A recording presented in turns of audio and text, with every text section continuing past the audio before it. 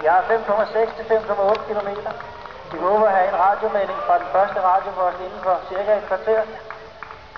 Så vi kan... Kom så, Bjarne. Kom så, Bjarne. Du, René. Kom så, René! Du er der! Lars Nielsen på sidste posten i Thor-klassen.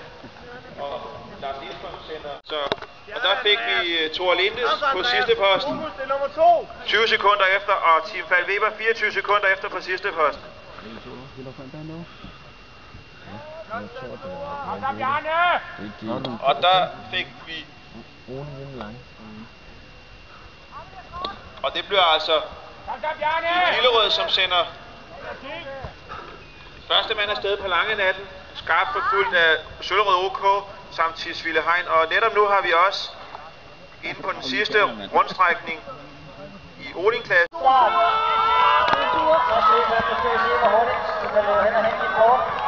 Starten er altså gået, men det er rigtig spændende, specielt hvor hurtigt Stefan kan komme ind hos Kort, og hvornår han kan komme op til feltet.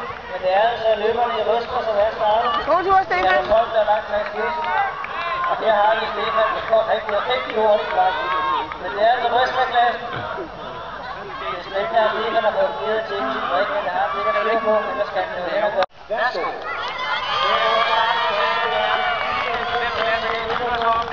Rigtig stærkt. Hvem kommer først ud i startpunktet? Hvordan kommer det til at gå hurtigt? Det står her, det kommer til at se for det hele stykke tid.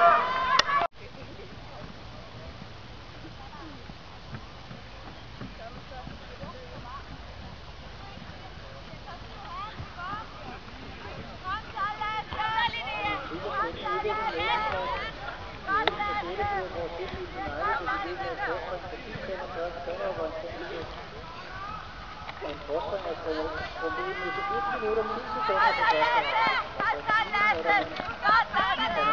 Men der sker rigtig meget med, så vi skal lige holde den ud af. Det var altså Anders Sommer og Olsen, som blev dækket ind over denne klasse.